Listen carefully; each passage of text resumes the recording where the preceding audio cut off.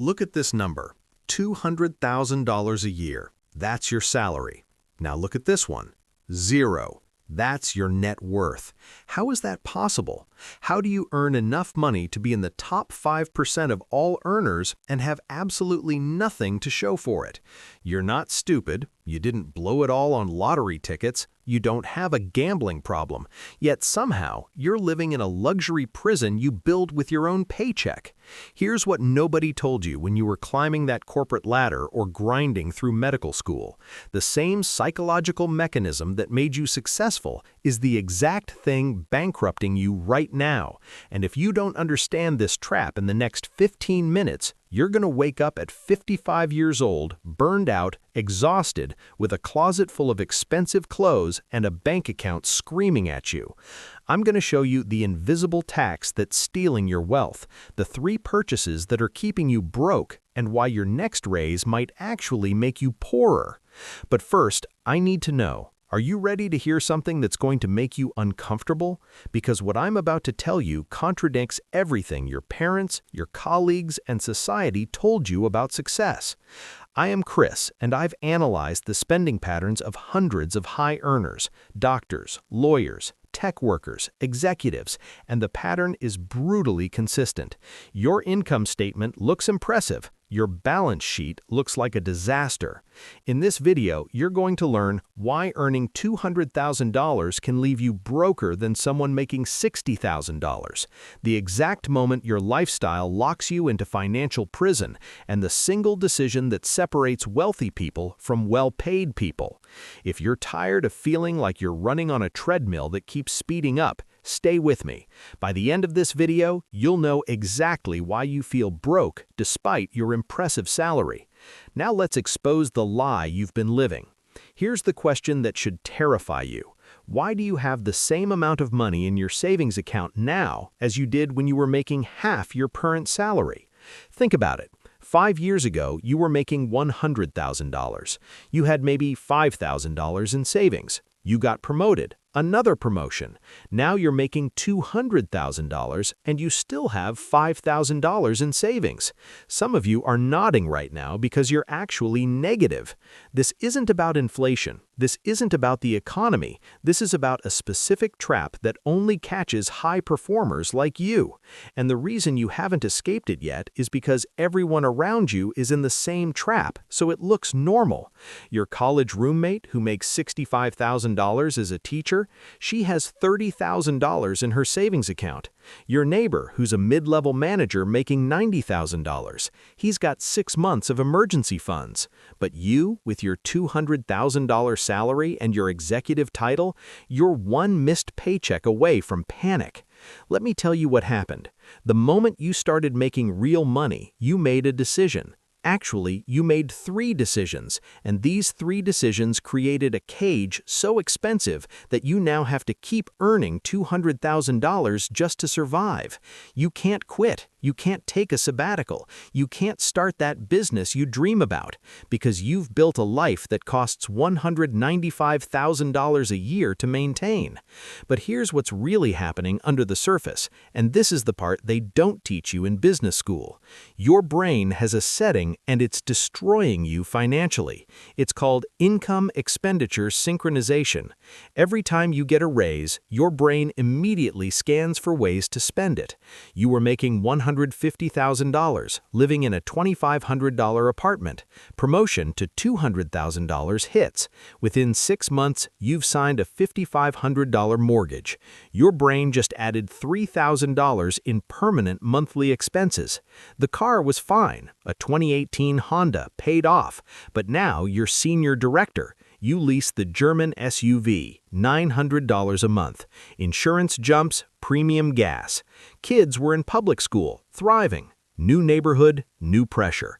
All the other kids go to Montessori Academy. You don't want them left out. $3,000 per child per month. Here's the math destroying you. $150,000 to $200,000 is a $50,000 raise. After taxes, that's $30,000 more, or $2,500 monthly. But new baseline expenses, house payment increase, $3,000. Car lease, $900. Private school, $6,000 for 2 kids. Property taxes, $400. Home maintenance, $300. Total, $10,600 in new monthly fixed costs. You needed $2,500. You committed to $10,600. You just went backwards by $8,100 a month. The raise didn't make you richer, it made you more trapped. Now, you might be thinking, okay, but I need those things. The house, the car, the school, those are necessities for my family. And that's exactly what every broke high earner tells themselves. Stick with me, because I'm about to show you why that belief is what's keeping you in prison. But first, you need to understand the stress cycle that makes this trap impossible to escape. Here's where the real damage happens. That $200,000 job doesn't come with freedom. It comes with 60-hour weeks, emails at 9 p.m., weekend work. You're mentally exhausted by Wednesday. And what do exhausted people do? They spend money to solve problems. Too tired to cook? Uber Eats 4 times this week. $240 gone. Need a break? Book the luxury resort. $8,000 on the credit card. Our commute in traffic? The car better have heated seats. This is decompression spending. You're using money as medication for the stress caused by earning the money. The job is killing you, so you spend money from the job to cope with the job. And here's the insane part. The more stressed you are, the less bandwidth you have to manage money wisely. You stop negotiating. You just buy convenience. The person making $60,000 has time to clip coupons, cook at home, hunt for deals. You'll pay $9 for paper towels at the corner store because you don't have time for Costco. Your high salary isn't making you wealthy. It's making you financially inefficient. Forget the coffee. Forget Netflix. Your financial destiny is controlled by 3 decisions: your house, your car, and your kids' education. These aren't expenses for high earners. They're status signals. Your house. A $400,000 house would have been fine, safe, spacious. But you bought the $800,000 house because that's what someone at your level does. The right zip code, the right school district. Mortgage, $5,500. Property tax, $1,000. Insurance, $300, plus furniture, utilities, lawn service, eventual roof replacement. That house eats $8,000 of your monthly income. Your car, $30,000 Toyota for 10 years, total cost, $35,000. But you leased the $75,000 luxury SUV. Over 5 years with insurance and depreciation, $90,000. The difference? $55,000. That's freedom you sold for leather seats. Your kids' education. Private school, $20,000 to $40,000 per kid annually. 2 kids, $60,000 a year after tax. To pay that, you need to earn $95,000 gross.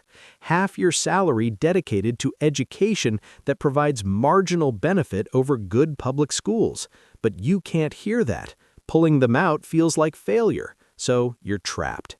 Add these together, 75% of your take-home gone, before groceries, before retirement, before savings. You're not living, you're funding an image. Now you're thinking, I can't just downgrade. What would people think? That sentence in your head is the chain around your neck. Stay with me because I'm about to show you what's on the other side of that fear. Your peer group is making this worse. At $60,000, you hung out with people making $50,000 to $75,000. You felt successful. But now, you're at company events with the VP driving a Porsche, school fundraisers with surgeons buying beach houses, LinkedIn posts from classmates founding startups. You're competing in a game where the baseline is luxury, and you're losing. Here's the secret. Most of them are broke too. The VP leased the Porsche. The surgeon has $400,000 in loans. The startup founder hasn't paid himself in months. You don't see bank accounts. You see driveways, vacation photos, private school uniforms. So you spend money you don't have to impress people who don't care, maintaining a lifestyle you don't even enjoy. The colleague you're impressing with your watch, he's trying to impress you. You're in a competition where everyone's faking it and the only prize is debt. Let me show you a different path. Two people, same company, same salary, same starting point. 5 years later, their lives look completely different. Meet Alex, software engineer. Salary goes from $120,000 to $200,000 over 5 years. Today, Alex has $650,000 in net worth, works 4 days a week, takes 3 months off every year. No financial stress. Meet Jordan. Same job, same salary progression, same company. Today, Jordan has $30,000 in net worth, works 60-hour weeks, can't afford to quit, wakes up with anxiety every Sunday night. What's the difference?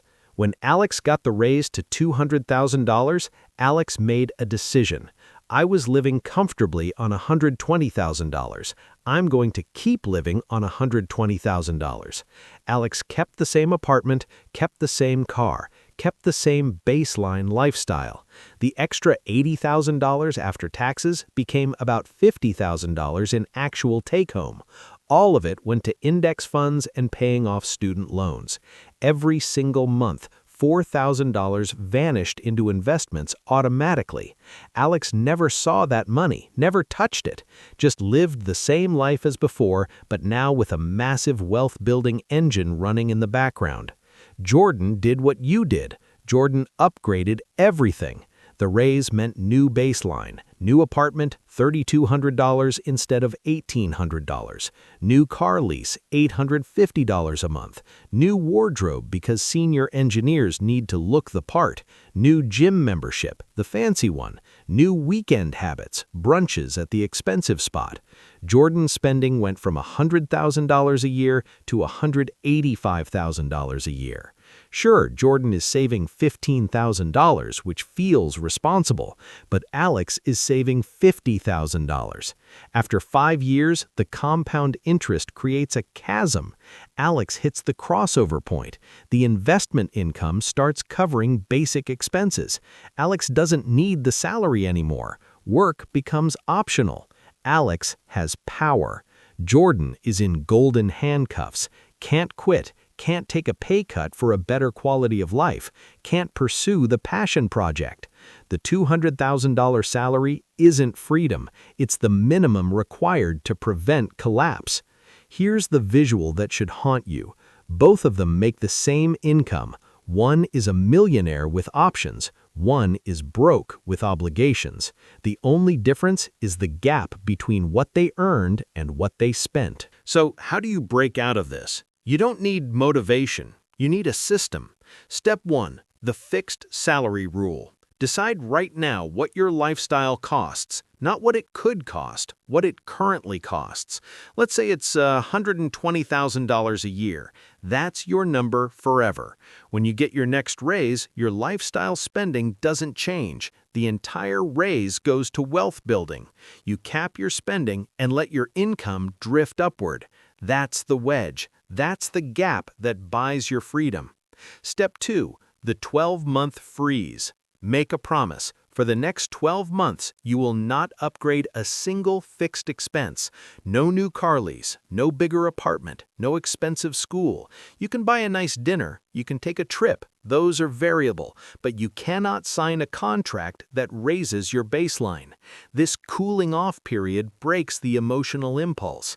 After 12 months of saving the difference, you realize you don't need the upgrade. The craving fades. The freedom of cash in the bank feels better than granite countertops. Step 3. Automation warfare. Set up automatic transfers the day after your paycheck hits. The money goes directly to high-yield savings for emergency fund, index funds for long-term wealth, debt payoff if you have any. You hide the money from yourself. You make your checking account feel broke. If the money isn't there, you can't blow it on a $4,000 couch you don't need. Step 4. Price things in freedom units. Stop pricing things in dollars. Start pricing things in days of freedom. If you make $800 after taxes a day and you want a $12,000 luxury vacation, that vacation costs 15 days of your life. Is that trip worth 15 days of waking up to an alarm, sitting in traffic, taking orders from someone you don't respect? Maybe it is. If that trip creates core memories with your kids, buy it. But that $8,000 watch? That's 10 days of servitude for a piece of metal that tells the same time as your phone. Suddenly, it's not worth it. When you reframe every purchase as time traded, your spending naturally drops. Let me tell you what true wealth looks like for a high earner. It's not the car, it's not the zip code. It's this, the ability to say no. The ability to walk into your boss's office when they ask you to work another weekend and say, "No, I have plans," and mean it without fear, because you don't need the job. You want the job, but you don't need it. The ability to take 3 months off to travel, to write, to just breathe and not worry about the mortgage. The ability to work part-time if you want to consult, to do passion projects, to say yes only to opportunities that excite you. That's the wealth your $200,000 salary should be buying you. But instead, you bought a lifestyle that requires you to keep earning $200,000 until you're 65. You traded freedom for furniture, autonomy for amenities, power for the appearance of success. The saddest part? You probably don't even enjoy most of the stuff you bought. The bigger house means more space you don't use. The luxury car sits in traffic just like a Honda would. The designer clothes hang in your closet with the tag still on. You're not enjoying your money, you're servicing your image. So let me bring this home. You're making $200,000 with zero net worth because you made 3 mistakes. First, you let spending rise with income. The gap never widened. Second, you made the big 3 upgrades: house, car, education, based on status, not value. You bought the life you thought you should have instead of what you need. Third, you got trapped in the comparison game, competing with people just as broke as you are. But here's the good news. You still have the high income. That's a weapon. You can fix this faster than most people build wealth from scratch. The choice is simple. Keep playing this game, upgrading with every raise, arriving at 60 with no freedom until retirement, or freeze your lifestyle today, let the gap widen, and buy yourself out in 10 years. Your $200,000 salary is either freedom or a trap. The number doesn't determine which. The gap between what you earn and spend determines that. Remember, the most expensive thing you can buy is a lifestyle that requires you to work forever. But there is one specific status symbol that acts as the anchor keeping that treadmill moving. It's the one purchase that car dealers have mathematically perfected to ensure you stay in debt for the next 72 months without you ever realizing you're losing. If you think your car is an asset, you're falling for a trap designed by people much smarter than your accountant. I've broken down exactly how they've engineered your escape route to be invisible. You can watch that right here. See you there.